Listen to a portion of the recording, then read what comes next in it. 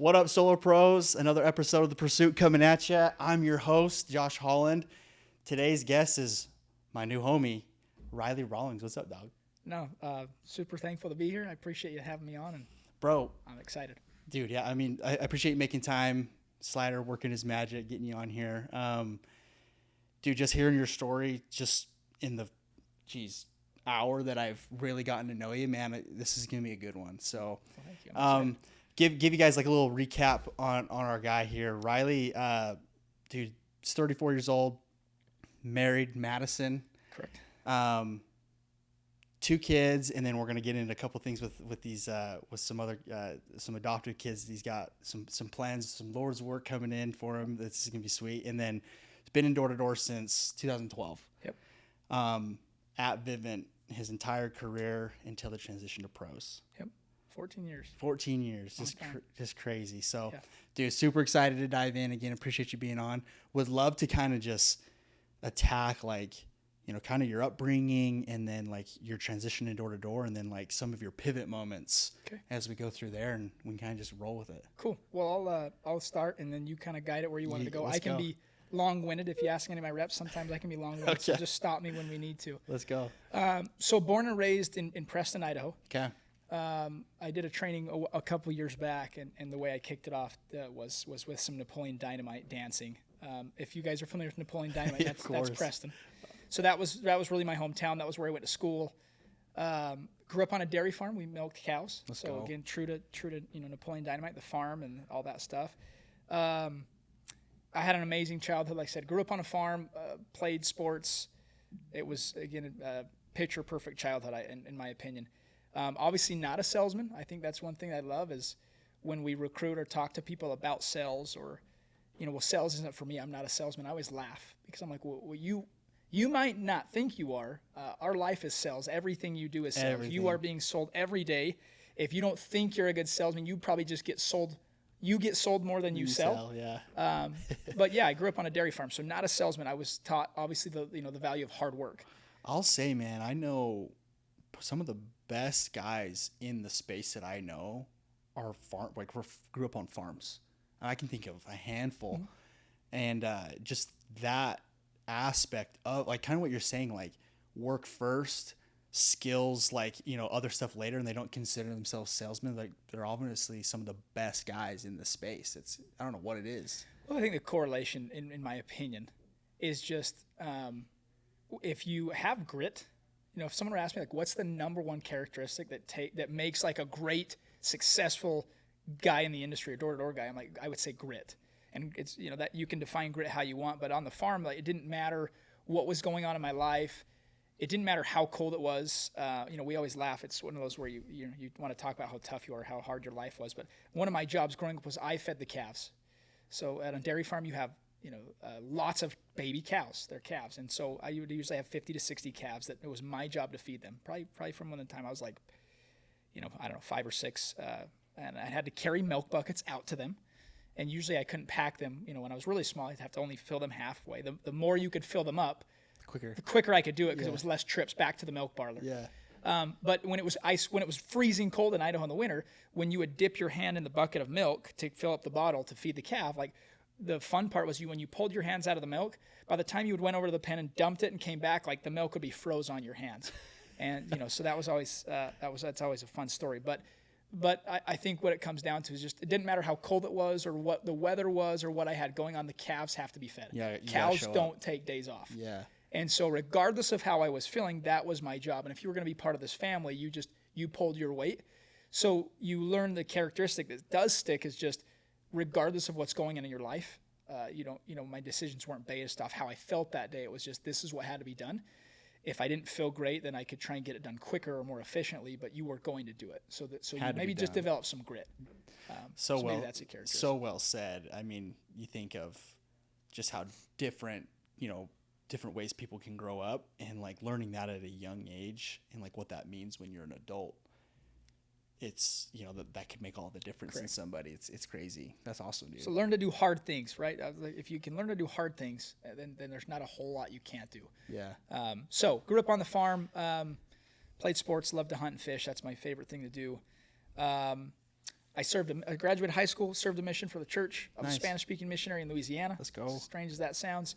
I got home from my mission and was home for maybe 2 days. I think I reported, and my brothers had been doing this job for 3 or 4 years at the time, and so they just said, yeah, when you get home, you don't really have a choice. This is what you're doing.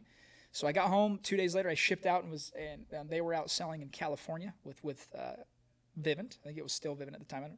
I think right when I came on, it went from Apex to Vivint. But so I went out with them and sold with them. I had a few weeks before school started at Utah State. So I went out in a few weeks and had a really good experience. I laugh. I made really good money in those 6 weeks, but I came home from that and my brother's like, dude, you were the man. How was that? They're like, you crushed it. I'm like, dude, it was great. I made good money. But they're like, so you're coming back next year? I'm like, no. They're like, what do you mean, dude? You just made more money than you'd ever seen. I was like, that was hard. Like that sucked. I'm not doing this. And they were like, just wait. And then I went to college for a year, and I got hit in the face with real life. Again, I had amazing parents, but they didn't have money to pay for college, and or vehicle. That wasn't an option. So I was on my own. And you realize really quick how expensive life was. So Totally. I came home. I wrote a check out for tuition. I paid for school. I bought a really cheap car, and then I went to school. And I got good grades simply because I could go to school and focus on school, and then I could date and hang out and do all the stuff you want to do at college. But I wasn't trying to factor in work in there. So that for me was one pivotal point in my career, where again didn't know what I was going to do, didn't plan on doing it again. But just realized, man, I realized the opportunity. I watched my friends around me that were failing classes and trying to date, go to school, and have fun and work. And one of them has to give, and you're not, the girlfriend wasn't going to give, and work can't give because you have to have some type of money. So school was what usually suffered. And so that was kind of the moment for me when I'm like, oh, I can't not afford to go do this again. So I'm going to go do it again. And I went out again the next year and got married after that second summer, and then again it's been 14 years of Vivint. So that's how I got into it. Such an interesting piece right there of, I think that's such a common thing for guys, like right when they get in, or even years in, of like not having the foresight of like what this is actually providing you, and then just getting caught into like, this young mindset of like, I want to do these different things, and it kind of blocks you from opportunity. You know what I mean? Like, I feel like that's such a common thing, especially like Utah culture for door to door, of a guy goes out for a summer, can even do well, but then is like, I think I'm done with that. Like, I didn't really enjoy it. And then same, like my experience was, I wanted to marry my wife, and it was like back up against the walls. Like, dude, we need to make money fast, to be able to provide for a ring and all these other things. And it's like, okay, now I'm willing. Now I'll pay the price. Right. And it's interesting how that always shapes up. We know lots of people. We all have reps that we've worked with that went out, crushed it, had a good experience, and then they end up leaving the industry though. But so many of them come back, and the thing they say is, yeah, I didn't realize the opportunity why I was here. Yeah. It took me going out and experiencing like what most our parents go through, like what real hard work. Summers we talk about, oh well, knocking doors is hard or something. Well, go do what your dad did. Go work on a farm your whole entire life, or go in construction, or go break your back somewhere else, nonstop to make a little bit, and then go tell me how hard. So then they come back and say, yeah, dude, I didn't realize the opportunity that I had. And the freedom it gave me. And the freedom and the opportunities it gave me. So yeah, I'm back, and now I'm really going to lock in. So interesting. If we could, I don't know how we get them to, when you're young, you don't have that experience to realize maybe how good you had it. But to that contrast. That's interesting, dude. So you get married second year in. Yeah. That's a whole nother dynamic doing this job. Yeah, got married. My wife's amazing. She was super duper supportive of what I was doing in the job. It was at first, like I said, it was a way to pay for college. We went out to I was selling in like the Bakersfield area. I think everyone that's ever done door to door is sold in Cali. You've been in Cali or Bakersfield at some point. Yeah. If not, you need to go there to as part of like the I don't know, become a door-to-door salesman. Sure. You have to experience Bakersfield, California. Sure. She came out. I proposed to her at Disneyland, but she's been there an entire way and been extremely supportive of door-to-door and the late nights and everything we do. She's been in it. She's done almost every. I've only done one or two summers without her, so she is an OG. She's done more summers than most guys in our industry will ever do. That's so legit. But yeah, dude, it was the way to pay to college. I had another aha moment. I was probably year number 4 at college. I'd done it a few years now, and every year I'd gotten a little bit better and made a little bit more money. And I remember sitting in a college class at Utah State, and at the time I was going to be a wildlife scientist, a biologist. I wanted to be fish and game or government trapper or something to do. I just wanted to be outdoors and be able to hunt and fish. But I remember we were doing some type of career thing, and I remember looking at a piece of paper saying, well, based off of your projected career or your career, this is your projected yearly salary. And I remember seeing something that was like $35,000 to like $45,000. That was what I was going to make in my career. And something in my head kind of snapped right there. I remember thinking, well, I just cleared, this was in 2014. I just cleared $100,000 in 3.5 months. And I'm going to go do this, this safe, secure job that corporate America, that everyone's telling me I should do, right? You graduate, you go to college, and you get your degree, and you go work for the man. And that was and I remember just thinking, well, if that's what like the American dream is, I don't know that that's my dream. Yeah. Because I just had a really cool experience where I gained some incredible skills. It was hard work, and I overcame a lot, and I learned how to communicate and problem solve and overcome objections and do hard things, and it paid me really well. And now I have all this other time to go get more experience, so I'm going to quit that to go do this job that's going to pay me $30,000 to work 9 to 5. And I don't. That's when I realized maybe that's not my dream. So I think college is amazing if you know what you're going to do and you need it. But at that point, I finished that semester, and I didn't go back. I'm not super proud of that. I would like to still go back and finish, but that was the last year of college I ever did, and that was when I decided to make this a career. Dude, and there's such a shift in that. Like I think of like my own, of like, okay, I'm going to actually be a career guy here in this industry. Was mine was a little bit later than you, but it happened in college. Like I was going into my senior year of college, and I wanted to be a marriage and family therapist. Okay. Or go and get my PhD and be a professor too, because I love to teach. And I'm looking at like the projected income and like how long it's going to take me to get to like that 150K range. And like I had just made, that previous summer selling satellite TV, 120, 130 grand. I was like, man, I'm gonna go 5 years before I can start making that kind of money again. And it was just like this, again, like life will come at you. I'm like, holy cow, like I don't know why it's taking me this long to understand. And I was such the guy that was like, hey, I'm just going to do this summer and then we'll see. Right. And then I'm going to do this summer and then we'll see. Right. And then it was finally like, man, like what if I actually like went all in? Like what could I do with it? And then that was the shift. Well, and I still think for a lot of guys that are listening, like they are going to school, and school's amazing. You should go to school. What I would change is if I would have just said, at least they'll go make a 3-year plan. 1-year plan is not long enough. And I did that for like 6 years at Vivint. It was a 1 year, next year, and then I'll evaluate next year. Had I just committed to a 3 or a 5-year plan, went all in, I can't, again, the amount of money that I probably lost from just not going all in, even if you're like, yeah, but Riley, I'm not you. I don't want to do this for 15 years or my career. That's okay. But cool, you got 4 years that you're stuck here. Go all in while you're here so that when you do graduate, you have $1 million in the bank and a couple properties that you own, so that when you start that career, you don't have debt from college and you skip those years where you're like, well, cool, I've got to go pay this debt off for the next 5 years. You're already so much further ahead. So I'm like, just buy in, go all in, bury your head, go all in, and then at the end of the 3 years, evaluate again. I wish I would have done that differently. Such crucial advice. I mean, to like do well in this job, because like, yeah, regardless if you're going to only do it 1 year or 2 or whatever, like if you can just like shift and be like, well, I'm just going to be all the way here, do all the things to make the most of it, dude. Yep. Changes. That's completely different. That's awesome, dude. We'll fast forward a little bit more. So again, did a lot of summers. Big pivotal moment for me was, I think, around 2017 now. I'm blessed with 2 older brothers that I've done everything with. They're my best friends, my mentors. And it was the first year in 2017 that I split from them and went and did my own team. And I always kind of had little brother syndrome, where, hey, they sold a couple hundred accounts, so I was just going to do a little bit less than them. Interesting. You've seen the experiment where the fleas are in the bucket and they have a lid, right? And they could only jump so high. And then they actually took the lid off, but the fleas had been trained because they'd hit their heads on the lid enough that they actually wouldn't jump out anymore. And the craziest part is when those fleas had babies, The babies would do it. Without even ever having the lid, the babies never Wow. jumped out. And so for me, for years again, my brothers were incredible, but I always just, well, they're older, they're better, they're whatever, little brother syndrome. I never out. So that year they kind of said, well, hey, cool, we need to break up and go do our own teams, and you need to go do a team. So I went to McAllen. Sorry, how long have you been in door-to-door? Yeah, good.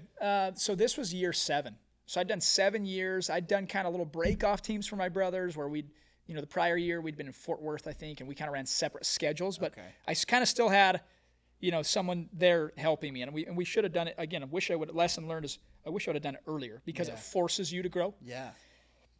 And get out of your comfort zone. But so separated, went and ran a team in McAllen. And again, couple lessons that were learned that summer. Previous summers, I'd kind of had this like ceiling that I'd been selling at like 180 accounts. I couldn't bust that ceiling, and I had a certain level of income that I was comfortable with. And if you read like Brian Tracy talks about, there would be years that I would be crushing it. I would be way ahead of schedule. I was going to make way more money, and then because I knew that, maybe I'd subconsciously take my foot off the gas a little bit, and I would hit that 180 and that income I was used to, or I would be behind. And all of a sudden, that month of August, I would just turn it on to go hit that level of comfort. And so finally that year, again, I think the lid was just lifted. I didn't have brothers anymore to rely on or whatever. And again, I went from selling about 180 accounts to I sold right around 300 accounts that year, and doubled my best earnings year, and a lot of lids were lifted for me. And so another thing, a lesson there would just be. We all have these comfort zones, this thermostat where we set this thermostat of what we're going to, this is what I sell, this is kind of what I do, and I'm good with that. Or if you're in an office and you're kind of the top dog, like that's your thermostat you're okay with. But if you jump over to the other office and you're bottom of the pack, all of a sudden you can elevate. More, and so the lesson for me was just like, stop, like my thermostat was just set really low, and I was just comfortable hovering around that. I got uncomfortable, made more money, grew. Did you feel like you were aware of that, or like did it take you like kind of like some distance from the situation to be like, dude, I'm actually holding myself back, or did it kind of just happen? That's a really great question. At the time, I don't think I knew. I just knew that I had more weight on. Like I had to show out. Like I had a team relying on me, and it was I had to go shine. And so at the time, probably not. I just knew that like, well, you're the man. So I had to go, I was going to sell the most. I had to outsell everyone, and I had to make sure my team succeeded. And so at the end of the summer, you could then look back and say, holy cow, like I went and doubled my best year, and all good things came of it. At the time, I just put my head down and went to work. I remember I did a training the other night. I had never sold 200 accounts, and at Vivint, the kind of the mecca at the time was like, now people go do 400 accounts. There's some absolute studs. But again, in the alarm industry, like, if you sold 200, you were like you were at a different level. Yeah. You were kind of the man. And so I had never sold 200. I decided that I was a 200 account rep. I put a sticky note above my bed, on my mirror, in my car. My wife, when she came out for the summer, there was 200 sticky notes everywhere, and she's like, "This is so ghetto. Like, take these down." I'm like, "No, don't touch any of those." So the first thing I saw when I opened my eyes in the morning was a sticky note, on my ceiling that said I'm a 200 account rep, and in my car. And I kind of like manifested that. I don't know what you want to call it. And so again, absolutely blew it out. So again, another lesson that I learned was just kind of like I'd set a goal, and the goal was great. And then I'd put some systems in place, things that I would do and things that I would not do. I was going to be on the doors every single day, no matter what, by 2:00. That was just without fail. And I was not coming home before dark ever. I was going to be at every correlation. I never missed a meeting. I never took a day off. Those were some systems in place. And so I learned, again, to set a good goal. And goals are amazing, and a lot of us set really good goals, but we don't have any poor systems. Totally. And so I put some systems in place, and that was, again, a breakout year for me. Well, and you're huge, for my career. Probably a shift in identity, right? For sure. I am this. Like, for sure. You hear this preach of like, oh, like do your I ams, Casey Ball and all these guys are like, for sure. It's like, dude, yeah, because like Tony Robbins talks about all the time. It's like your freak. How does he say this? He's like the greatest force in the human psyche is the need to be consistent with how you view yourself. So if how you view yourself is this, subconsciously or consciously, like your psyche, this human psychology is going to drive you to it's exactly what you'll get. But also now I have sticky notes. Now I'm saying it. Now I'm putting it out there. All of a sudden it's like, and it shifts, and then you find a way. It changed my whole career. I beat my, That's I so actually cool. beat my brothers that summer. My brothers are amazing. So they were so happy for me, but again, it really lifted a lid for me. That's great. To kind of accelerate my career. That had I not had that experience, who knows? What it would look like. But it was a big pivotal year. After that, to try and get through it, that next year I moved to Texas for again, big pivotal moment in my career. We actually picked up and moved our family from where we were at in Logan, Utah area, to Texas permanently to go run our organization out there and have it. There was a couple things I knew that I wanted. I got really clear with what I wanted in life. I wanted to be active in my church, and that was really hard to do if I was constantly going out. I wanted to be present as a dad and coach my kid and do things like that. And again, doing summers, that was a little bit tricky. And I wanted the opportunity to sell solar. And in the current circumstance I was at, I couldn't do that. And so we did. We made a big move. We got ridiculed for even at the time for moving and taking our families. My parents weren't super happy for taking our grandkids. But we made a big pivotal move into Texas, and you had to be all in. We came to a completely new state, and we went all in. And same thing, that absolutely kickstarted our career, and again changed my life. And that was when it was in 2000. That was 2019 when I moved to Texas, and that was when we got into solar. And we're attaching that as we were selling, the smart home, and that's when I got a love for solar, and that was probably the last massive pivotal moment in my career. Okay, so like size of your network at that point, like when you're, Man, you take a risk and go out to Texas. I think that year we'd probably done around 8 to 10,000. I say my brothers are my business partners, so I think we'd probably done around 8 to 10,000 Vivint alarm accounts at the time. Incredible. So it was a big jump. Again, all of our people were in Idaho, Utah. We have amazing dudes that I still work with this day. That a lot of them ended up coming out with us to Texas and are still out there to this day. It's a lot to ask somebody. It was a huge commitment, but it was some magical years. Dude, it's like the law of trade-offs. It's like you got to give up to go up, and it's like sometimes you got to give up something that's good for something that's great. Yep. And like make this transition, and it's like there's so much unknown, and like you're asking people to do it, and like it's crazy what we're capable of when that happens. Yep. That's awesome, man. It was amazing. We got really uncomfortable for a few years and out of our comfort zone, and that's when growth happens. Totally. So it was. I'm super duper thankful that we ended up making that move. So maybe talk through that a little bit. Like now you guys are you guys have solar, and like you're touching this alarm thing, and then kind of like where that's led. Yeah. So again, at the time, Vivint, there wasn't really a solar option, so we were selling Vivint alarms, and then before we leave the house, we'd just say, well, hey, we got guys that can come show you what it looks like to save money on energy, and we'd partnered with some guys I'd worked with in the alarm industry that were in the solar industry already. We'd partner with them, and they were coming in and selling, attaching the solar to our smart homes. So that's where it started. As that really took off, the next summer we did even more solar.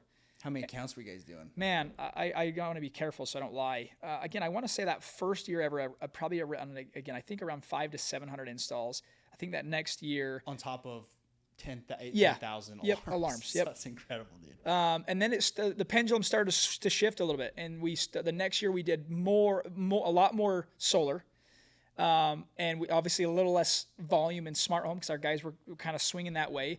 And same thing, I want to be careful because I don't want to lie on numbers, but I want to say that maybe that next year was around 1,500 solar installs, and that was when our guys we all kind of caught the solar bug, and that was when I think solar was crazy for everyone. That was probably this year we're around like 20, 21, 22.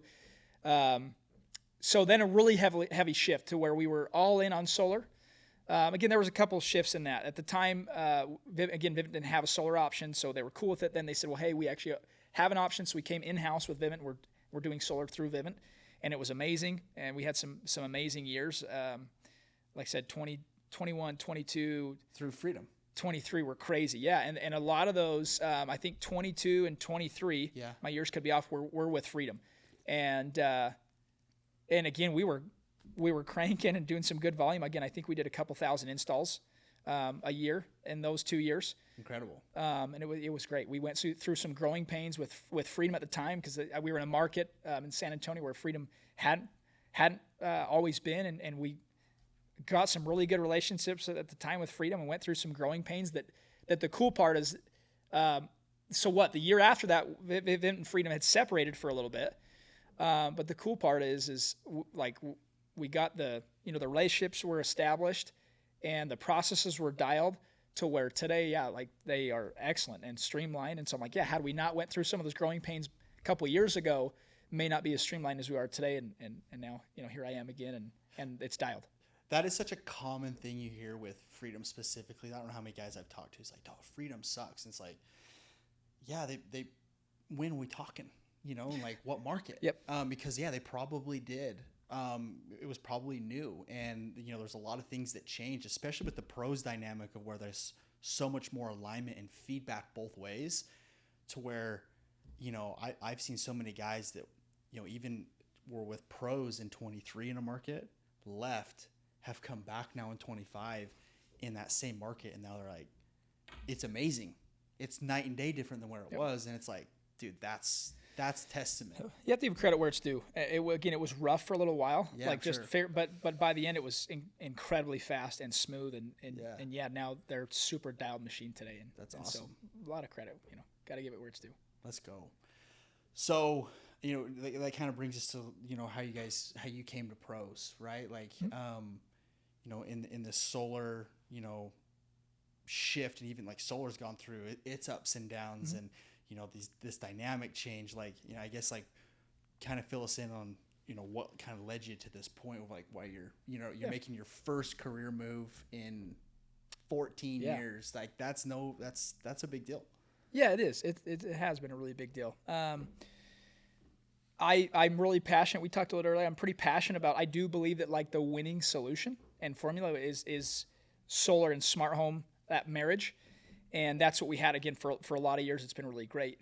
Obviously, with some changes at Vivint and not being able to close solar anymore at Vivint, we faced some really tough decisions, and it's been honestly the one of the toughest years of my life, just trying to navigate what is best and what do I truly want. Another pivot moment. Another big pivotal moment. Again, what do I want? Ultimately, I'm 34. I think I've got another good runway, a years ahead of me. So cool. As I look at what I want, always had good mentors around me that I love a lot. Besides my brothers, Kenny Cox is a mentor I love a ton, and he's always taught me, well, I'll slaughter it, but you ask yourself, hey, do I like the people I work with? Am I fairly compensated? And do I like the direction of the company? And if you can answer those questions, then you put your head down for a few more years and go to work. And so again, I think it's phenomenal advice, and I've always felt that way. And at this point now, I kind of had to make the decision. I love the people I work with. They're my brothers and all my best friends. But again, I was really passionate about the solar aspect the last few years. And so I had to make a decision. Do I stay at Vivint and do smart home, or do I make the transition, to solar? Ultimately made the decision that I was probably a little more passionate about the solar opportunity and what I'd been doing the last few years. I'm fortunate enough to have, like I said, my two best friends, my brothers that are in this industry as well, and make us maybe a little more dynamic. And so they're running the smart home business, and they do a phenomenal job there. And there's opportunities for us to still go capture a lot of value from the Vivint smart home and attach solar to that. And I think there's value, on the other side that I can go add to them. So I had to make a decision, where I wanted to be. I had relationships with Freedom in the past, so I knew what I was getting into. And again, same thing. I'd be lying if I said, that was always we just loved Freedom so much from the get-go. We didn't. Yeah. We had, I shouldn't say we didn't love them, but we had some things we had to work through to get where we are today. But I think there was a few things that I wanted. I wanted to know, okay, well, cool. I want to go work with someone. Obviously, there's other big players out there in the solar industry. The things that were important to me is I wanted to go work with my people, my friends that I've worked with for years. So I wanted to try and work around them. I wanted to be somewhere where I wasn't pigeonholed to a certain market, because I have seen that. Like, you can go have an installer that's incredible in one place. Totally. That's amazing. But what happens when your guys want to go to this market and this market and this market? Do we have a solution? And we've seen, Vivint saw firsthand, when you have a ton of different people, it sometimes gets messy because they can't deliver, and you're trying to memorize, different processes from logins and systems from a million different companies. It gets really messy. So I wanted to be somewhere where I knew I could go scale and I could sell anywhere. Again, my goal is to go grow and to blow this up. And so I wanted to be in markets where I knew that we could go anywhere we wanted, and freedom checked that box. I wanted to be somewhere I knew longevity and like sustainability. We were in a good financially, in a good spot. And so I did as much absolute vetting as I can. I believe there was decisions made years ago by Freedom and the people at Freedom that again, sometimes we didn't like. Maybe they weren't the best pay always, but they made decisions not based off of like what was best for today, but what was going to be best long term. And now today, yeah, Freedom's dominating and crushing. And I'm like, well, yeah, why is that? Well, because they made the hard decisions years ago. Vivint made a lot of those decisions. I was going to say, I feel like that's what Vivint did so well. What kept me, man, when we went from, I remember when we told the marketplace that we were going to finance your equipment. I mean, people thought it was amazing. People were running out the door at Vivint, and we were told that we were crazy. There were articles, that's never going to work. You mean you're going to knock on someone's door and give them a loan? And they thought we were idiots. It's a dang good thing that I had leaders. Todd Peterson, man, he's one of the most incredible guys I've ever worked around.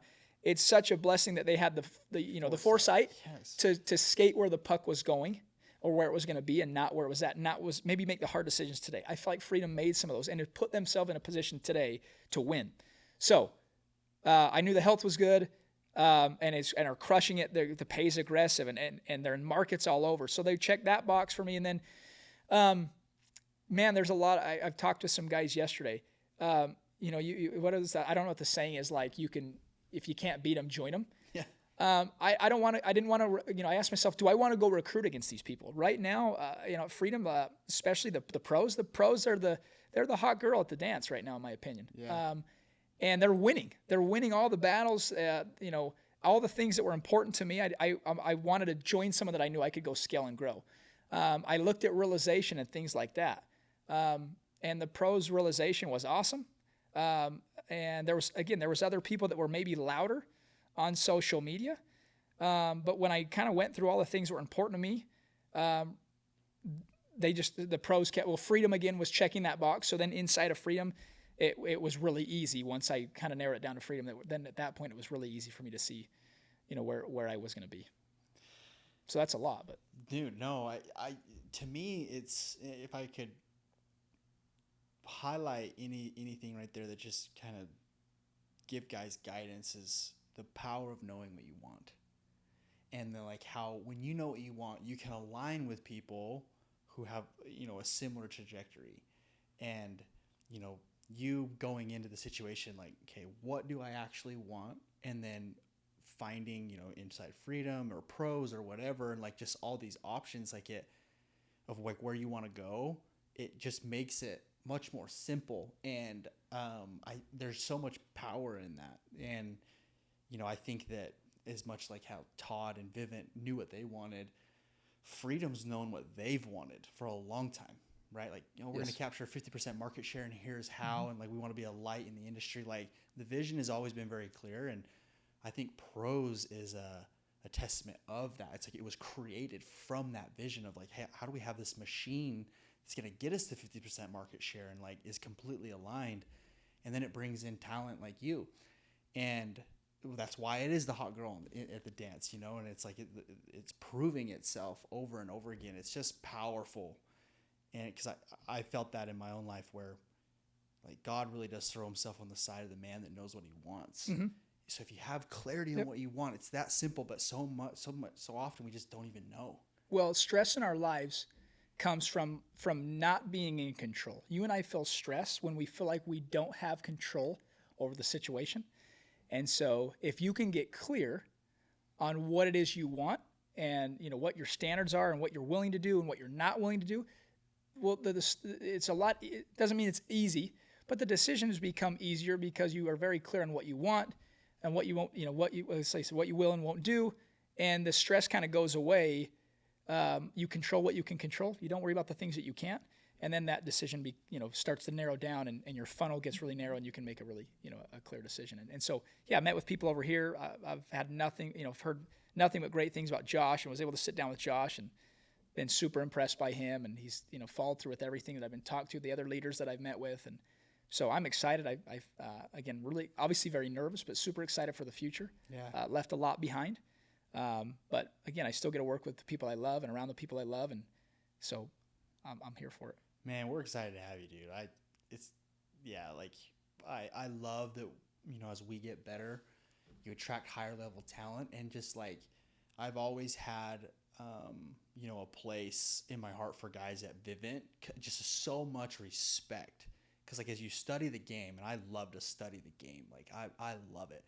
And you look at like the guys like Kenny Cox, who I've never met, I just know who he is. And like, I watch him operate from afar, and you're like, the mentorship and like these guys that come from that, and from the Caseys and the Jeffs and the, these guys that lay the foundation for like, this exists right now because of Todd. Like, it's just crazy. And even some of the other guys that like the Aptives of the world, and like, we owe so much to what the groundwork that they've laid, that, yeah, man, it gets me.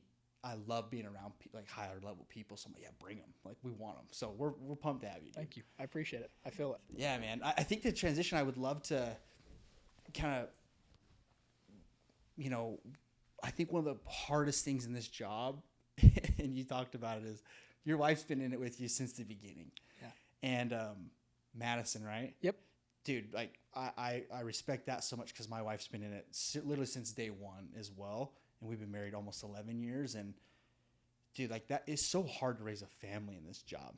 Mm-hmm. And it doesn't get talked about enough, I don't think, of like just the stress of a leader, and then trying to leave from home, and all of these things that come at you. And, bringing kids into the element, and like moving to Texas and getting other people to come, dude. I wanted to spend some time on that, of just like what your experience has been, like married, father in this industry, like what you've learned. Yeah.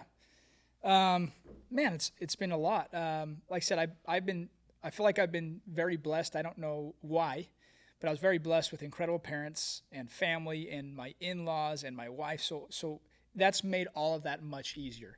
Yeah. I'm like, yeah, go pick a partner that like supports you, is on the same page as you. You guys have the same goals. That will make your life much easier if you're aligned. You and I talked about that earlier.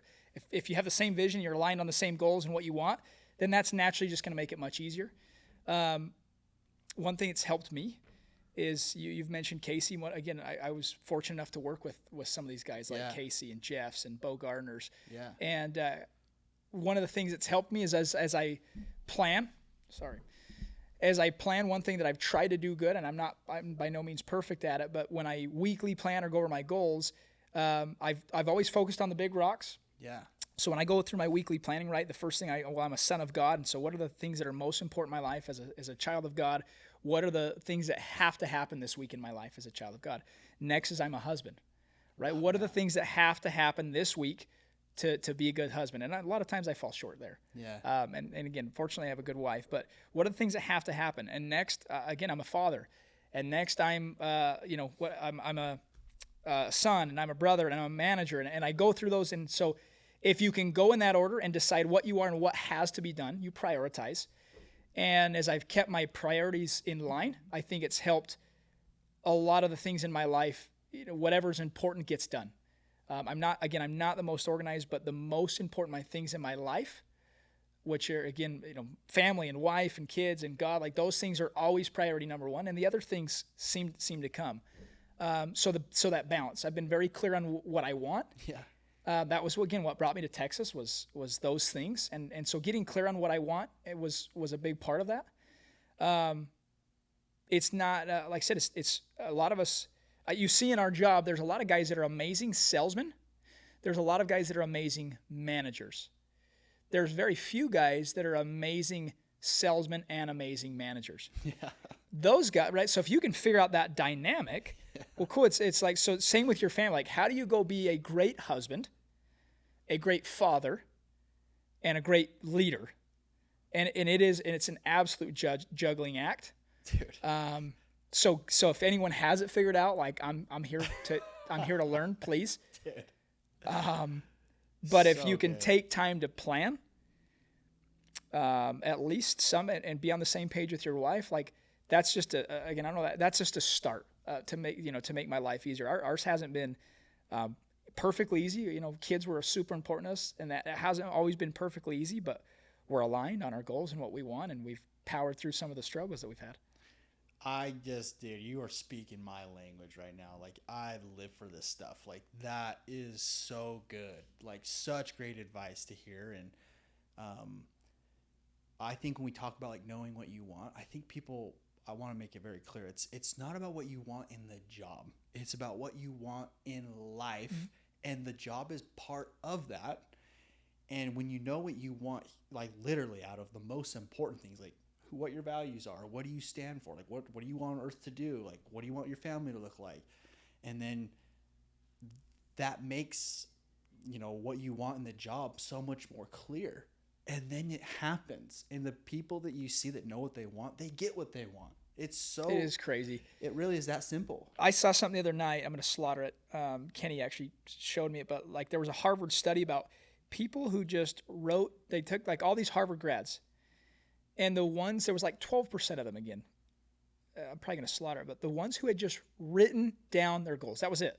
Just written them down. They were like they'd made way more money, were way more successful simply because that doesn't even mean they had great systems or anything. They just had written their goals down. And most of us, we get so busy and we get caught up with things that we probably rarely take time to just, do you actually have written down goals? Like, do you know what you want? Are you clear with what you want?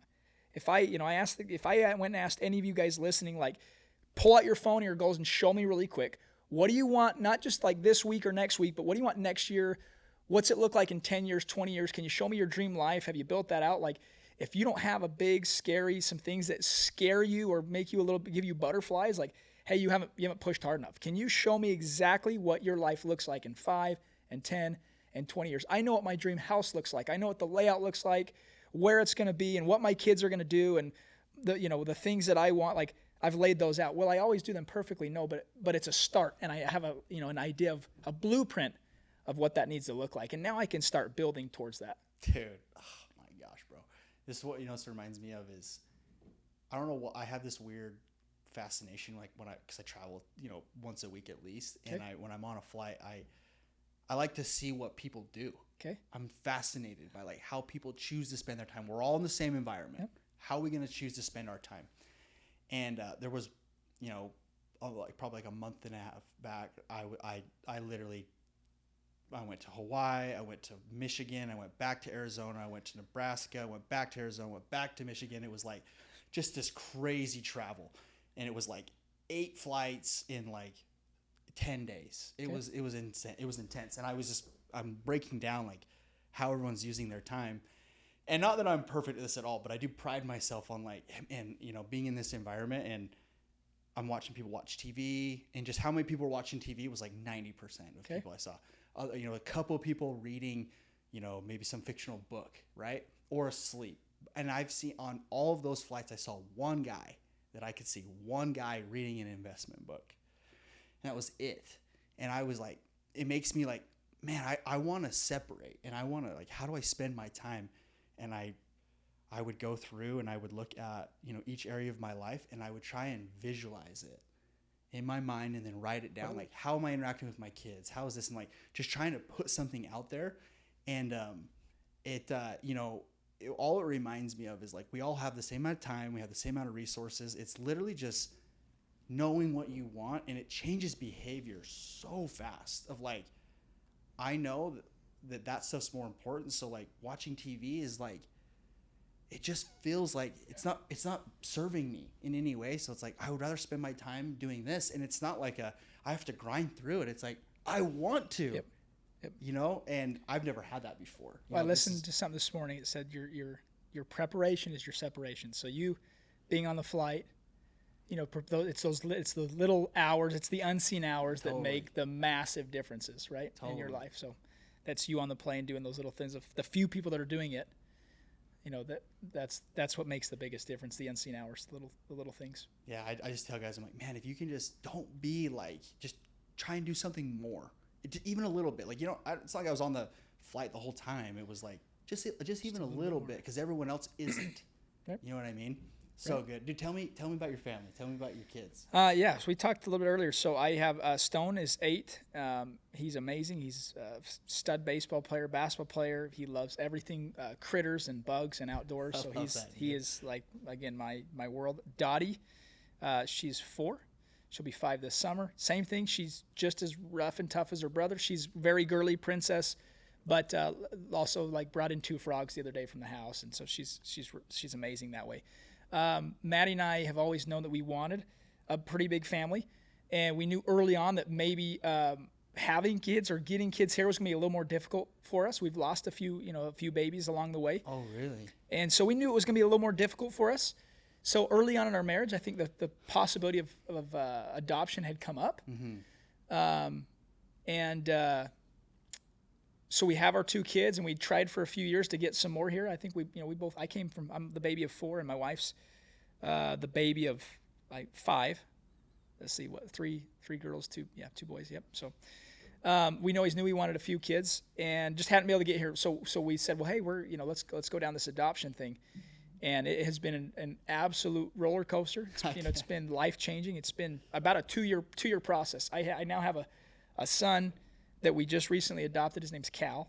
Cal is about 7 months old, and he is just the most beautiful little like ball of sunshine you've ever met in your life. Anyone who's ever like seen him on my Instagram or whatever, he's absolutely. In fact, you need to see him. That's Cal right there. That's my daughter. Let's go. Holding Cal. He's perfect. So yeah, he's 7 months old. We've had him for a few months now, and it's been the hardest trial of my entire life. I think had you shown me what this was going to look like before I decided to adopt, I probably would have not done it. Wow. Now I have Cal. I probably would do anything for it. But if someone would have said like, hey, just understand this is what adoption looks like, then you would probably rethink. But yeah, so we talked a little bit. I guess a little bit of a crazy story was just we've been in the adoption process for almost 2 years. You match with moms all the time, and then they change their mind or back out. So it's not just like, hey, we want a baby, let's go get a baby. Super expensive. I think the process is fairly broken, but that's not for this podcast. Yeah, just we've matched with a lot of moms. And they would fall through. I mean, I think we had 5 or 6 babies fall through. Actually picked up, a baby. We picked up our son in January 11th at the hospital. And so this isn't Cal. This is a different. Correct. Baby. So we had matched with the baby on Thanksgiving. Wow. Out of California, and we picked up our baby at the hospital on the 11th. We had him for about 2.5 weeks. And the transition's like, they have the kid, and you're like at the hospital. Right yeah. There. So I was flying to Mexico actually to go deer hunting. I go deer hunt every year in Sonora, Mexico, and I got to Phoenix. Actually, was about to cross the border. We were just kind of waiting for word from the mom that like she was going into labor. And again, it's really touch and go. Like 1 week you hear from the mom, and then you can go 3 weeks without hearing from her, and you're like, yeah, she's probably changed her mind. That's very, very common. Yeah. So we hadn't heard from the mom in weeks. So I'm kind of like, yeah, you know what? I'm going to go to Mexico, and hopefully something works out. Well, I get to Phoenix, and I'm about to go through cross the border, and I get a call from my wife that says, hey, I just got a call. Birth mom's going to the hospital. They want us to fly to California. Oh my God. So I literally went like from Phoenix, just jumped straight on a flight to California. We were at the hospital when the mom had the baby. Again, we named him Tex. His name was Tex. And you're probably super excited. Amazing. You're just like, oh my gosh, like I'm flying there. Like this is actually it's finally happening. Real. It's actually happening. Again, it's like up until this point, it's been emotional because one day you think you're getting a baby, and the next day like they're ghosting you, and so it's just super emotional. Yeah. It drains you. Again, so at this point we were so emotionally drained, but got to the hospital. We were there. We were able to to get Tex and spend some time with the mom, and it was amazing. And we were able to take Tex. We had to stay in California until some paperwork, in order to, you can't just take a baby across state lines until paperwork's done. So we spent a couple weeks with him, and mother just, for whatever reason, mom changed her mind, and due to some loopholes in it being in California, the mom actually, took the baby back. So that obviously rocked our world. Jeez, that's so emotional. Like it was, especially for your wife. I can't even imagine. I was telling you that. It's like, I see my wife and like just a connection with kids, and like even some of our friends who have adopted, like it's the same thing. Like you really can create that bond so fast. It's incredible, actually. I love that you say that. You always wonder, well, can I? Everyone said it. Can I love the baby like I love my own kids? I can promise anyone who listens to this that the second you take that baby in your arms, it's every bit as much your baby as any of my other biological children. I can that's promise so that. Powerful, So it was horrible.